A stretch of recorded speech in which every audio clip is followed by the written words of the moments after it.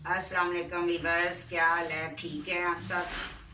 अल्लाह ताला से दुआ करती हूँ कि अल्लाह ताला आपको हमेशा खुश रखे और ऐसे ही मैं वीडियो बनाती रहूँ और आप मुझे देखते रहें। तो वीवर्स, क्या हाल है? आज थोड़ा मौसम चेंज हो गया है, थोड़ी सी सर्दी हो गई है। तो बाकी ये बात है कि मैंने आपको कल स्टोरी सुनाई थी अपनी दूसरी बेटी की, पहली बेटी की। तो मैंने कहा था जो बेटी मेरी दूसरी हुई और फिर वो बीमार थी, वो मैंने अकेले में पैदा की थी, तो सास ने बाहर से ताला लगा दिया था। आपको पूरी स्टोरी मैंने सुनाई हुई है। तो आज मैं उसी बेटी के बारे में आपको बताती हूँ कि मैंने अपने दो भाइयों के बारे में तो आपको बताया कि वो कराची में रहते हैं। तो मैं आपको ये बताना चाहती हूँ कि मेरी दो बहनें जो हैं वो शोरकोट में उनकी शादी हुई थी। दोनों एक ही घर में, वो दरानी जिठानी थी। कोई भी मसला होता तो मैं अपनी बहनों के पास चली जाती जब बच्चे छोटे थे। तो जब उनके भी बच्चे छोटे थे, अब तो शुक्र है अल्लाह का, उनके बच्चे भी शादीशुदा हैं सब अपनी अपनी। अब वो शोरकोट के साथ एक गांव है, उधर रहती थी। अब वो उधर नहीं रहती। अब जो है ना, उन्होंने सब बच्चे सेटल हो गए हैं। कोई लाहौर में सेट हो गया है, कोई हो गया है अपना कराची में, स्पेयर पार्ट का वो काम करते हैं। तो अल्लाह का शुक्र है। तो जब वो थे बच्चे छोटे और मेरे भी बच्चे थे उस वक्त दो ही, एक बीमार थी बेटी, तो मैं उस वक्त अक्सर वहां पे चली जाती थी अपनी बहनों के पास गांव में। तो गांव का माहौल आपको बताती हूँ आज मैं कि गांव में कैसा माहौल होता है, गांव के लोग कैसे होते हैं। गांव के लोग बस सीधे साधे होते हैं, वो गोबर उठाते रहते हैं और ऐसे नलका गेड़ते हैं और उससे बस अपना हाथ धो लेते हैं, साबन शाबन कोई नहीं। अक्सर मैं जब वहां जाती तो मेरी बहन की बहुत सी दोस्तें बहनें बनी हुई जो मुझे मिलने आती। तो मैं कहती कि जल्दी जल्दी सब गले मिलती, मैं कहती जल्दी जल्दी बुला लो, वो एक रह गई है। क्योंकि मुझे पता होता था कि फिर मैंने नहाना है, ठीक है। जो भी आती हैं वो सबसे स्मेल आती होती थी। उनको इतना नमाज का ये वो नहीं करते थे, वो पढ़ते भी थे तो इसी हालत में रहते थे। तो वीवर्स, वहां पे थी मेरी बेटी बीमार।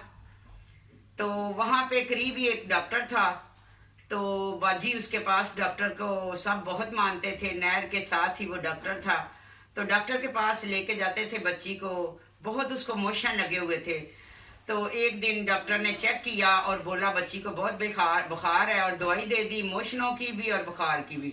मैं घर पे आई, दवाई देती रही। दूसरे दिन मैंने बच्ची के कपड़े चेंज करवाने लगी तो देखा थर्मामीटर उसकी इधर बगल में। तो मुझे बड़ी हैरत हुई, मैंने बाजी को बोला वो बुखार उसने किस तरह चेक किया था? थर्मामीटर तो अंदर ही है और बुखार कैसे चेक कर लिया? तो ऐसे ही होते हैं नाड़ी गांव के लोग। तो अब तो गांव वालों ने भी बड़ी तरक्की कर ली, उस वक्त ऐसा ही था।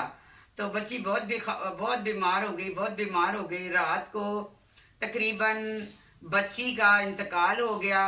उसको कोई दवाई असर ही नहीं कर रही थी, मोशन बहुत थे। इतने मोशन करती थी कि जैसे मैं इधर चड्डी उसकी उतार के रखती तो बाजी के घर में कुत्ते होते थे, एक कुत्ता था वो फौरन चड्डी उठा के ले जाता था और खा जाता था। तो ऐसे में बच्ची जब रात को तकरीबन 2 का टाइम था, बच्ची फौत हो गई। तो मैंने बाजी को उठाया कि ये रो नहीं रही, कुछ नहीं कर रही। तो बाजी उठी, देखा तो उन्होंने कि बच्ची इंतकाल कर गई है। तो सर्दियों का दिन था, बाजी मेरी ने कहा कि लोग ऐसे घर तंग है, तो है तो खुला था, सेन खुले और कमरे तो तंग ही होते थे कि तुम चुप हो जाओ, सुबह जो ना रोना नहीं, शोर नहीं करना, लोग इकट्ठे हो जाएंगे। तो मैं उस वक्त ऐसी थी, जैसे बाजी ने बोला मैं चुप करके लेट गई और बस आंसुओं से तकलीफ तो थी, ठीक है।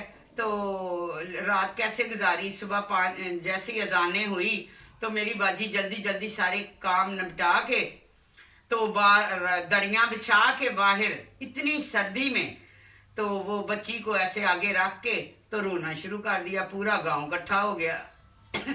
अब बच्ची के वाले सब होते थे बाहर, तो वह बाहर होते थे तो वो वहां से लेटर लिखते थे कि अपना बच्ची का इलाज अच्छी से अच्छे डॉक्टर से करवाएं, तो जितना पैसा लगेगा मैं भेजूंगा। तो मैं अपनी बाजी को वो लेटर सुना देती थी।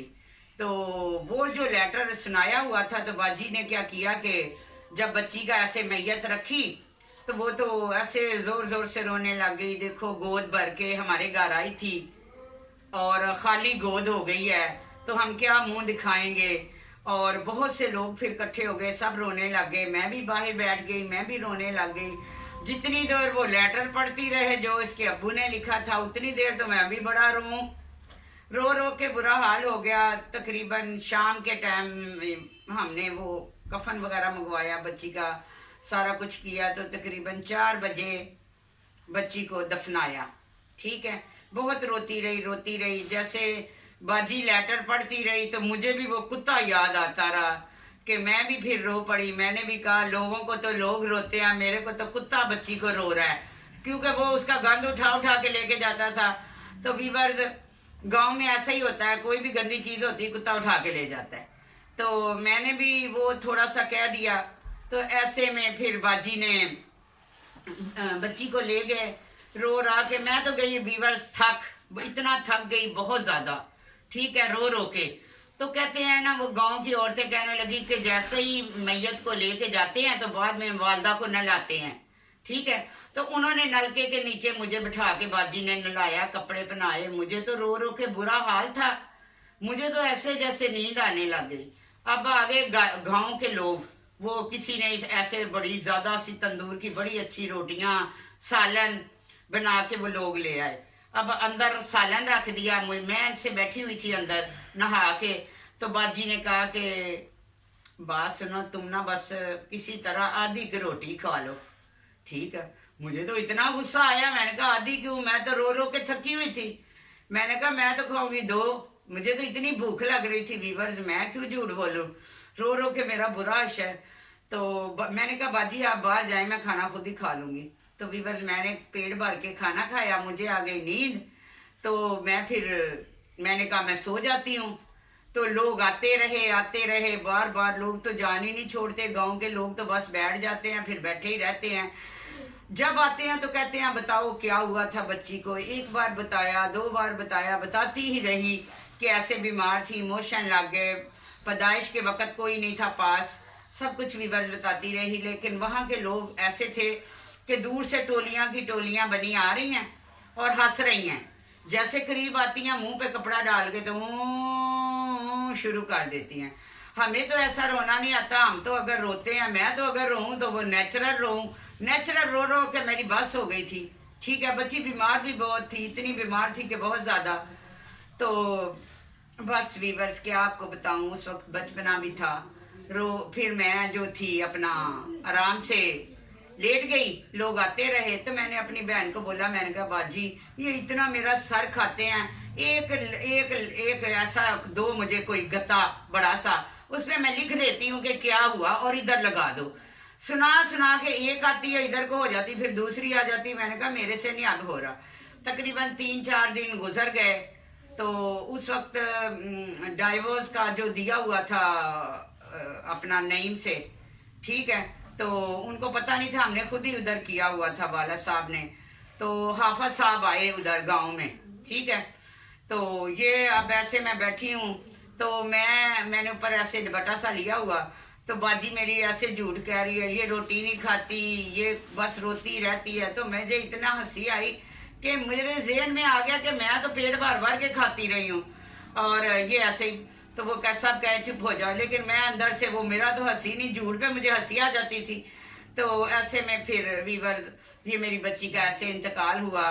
बचपना था, कुछ पता नहीं था, लोग बार अफसोस करने आते थे। तो मैं कहती थी अब बार इनको मैं क्या बताऊं, एक तो मेरी बच्ची फौत हो गई है, दूसरा ये हंसते आते हैं और इधर आके मुंह शुरू कर देते हैं और कहते हैं बताओ। तो वीवर्स, बचपना तो बचपना ही होता है। तो अब अल्लाह का शुक्र है, अब मुझे एहसास होता है जो उस गांव का माहौल है, आज भी मुझे याद आता। अब उधर कोई भी नहीं रहता, मेरी बहनें भी उधर से आ चुकी हैं, लेकिन उधर का माहौल ऐसा था कि जब भी हम कभी जाते, जाती मैं बहुत थी, गांव में बहुत जाती थी। वहां के लोग होते ना, तो मेरे पास कैमरा होता था, कैमरे का फ्लैश होता था। जो भी आता ऐसे बकरी को पकड़ लेता, भैंस को पकड़ लेता, तेल चोपड़ा होता, कहता बाजी हमारी तस्वीर खिंचाओ। अब कितनी की तस्वीरें खींचे, मैं ऐसे खाली अपने उसकी ना फ्लैश मार देती। जब दूसरी बार जाती तो वो कहते कि अपना जो है ना कि हमारी तस्वीरें दो। तो मैं कहती तस्वीरें दो, मैंने कहना बाजी तस्वीर तो मैं खींची नहीं थी। तो वो ऐसे आके बाजी से लड़ने लग जाती, ये शहर से शहरन आती है और हमारी तस्वीरें खींच के ले जाती है और उधर जाके भेज देती है। तो वीवर्स, वो पता नहीं अपने आप को कितना खूबसूरत समझते थे। मेरे लिए तो कुछ भी नहीं था, बस ऐसे ही मामूली सी शक्लें और गोबर से भरे हुए लोग, तेल से भरे हुए। तो अक्सर वो मुझे, जब मैं जाती मुझे मिलने आते। ऐसे ही एक बार हम एक शादी पे वहाँ गए तो हाफिज साहब भी वहाँ थे। हम गाड़ी पे गए थे तो गाड़ी, हाफिज साहब नहर पे गाड़ी धुलवा रहे थे, कोई बच्चे इकट्ठे करके खुद भी धो रहे थे। तो उधर एक शादी थी, तो मैं उधर तैयार हुई हुई पीछे गई। मैंने कहा बारात आ गई और आप इधर गाड़ी पे लगे हुए हैं, इधर आए किस लिए? हम लोग शादी अटेंड करने के लिए आए। तो वो कहते कौन सी बारात? ये जो इधर से 4-5 लोग गुजरे हैं, 10-12 लोग, ये बारात थी। तो मैंने कहा गांव की ऐसी होती है, आप ऐसे ना मजाक उड़ाएं, तो आप चलें, आपको तो चाहिए था उनका इस्तकबाल करना। तो वीवर्स ऐसे में हम वो अपनी बाजी के गांव में बहुत जाते थे। आज मैंने आपको यही स्टोरी सुनानी थी। उधर ही मेरी बच्ची का इंतकाल हुआ, उधर ही हम शादी पे भी जाते थे, उनकी शादियों पे भी जाते थे, तो बड़ा मजा आता था, गांव का माहौल था। तो मेरा जो भांजे होते थे वो मेरे जितने ही होते थे, बल्कि मुझे डरा के रखते थे भांजे जो मेरी बहन के बच्चे थे। एक बड़ा था, वो तो ऊपर से वो नहर से वो गुडोए से लेके मेरे ऊपर फेंकता और मैं चीखती, रोती, भागती। तो हालांकि मैं शादीशुदा थी, वो उनकी भी शादी होने वाली थी, तो मेरे ही हम उम्र थे। तो गांव का माहौल होता है ऐसे सीधा साधा सा। तो व्यूअर्स आज आपको मैंने यही बताना था। तो नेक्स्ट अगली स्टोरी मैं आपको कल सुनाऊंगी। आज मेरे बच्चे आ रहे हैं, जो कल से मेरे बच्चे कराची से आए और इतना वहाँ पे वो ये जो वहाँ रास्ते बंद हो गए और बहुत बच्चों ने तकलीफ उठाई, और वो वहाँ पे फिर उन्होंने किसी तरह एक होटल लिया, तो उस होटल में बैठ गए। और मैं कल से हूँ बच्चे के घर। तो आज जो है ना, मैं बच्चे अब गाड़ी पे बैठे हुए हैं, तकरीबन 1 घंटे तक वो पहुंच जाएंगे, तो फिर मैं अपने घर जाऊंगी। तो व्यूअर्स अपना बहुत ख्याल रखिएगा और ज़्यादा से ज़्यादा मुझे सब्सक्राइब करें, शेयर करें, लाइक करें। अल्लाह हाफिज़।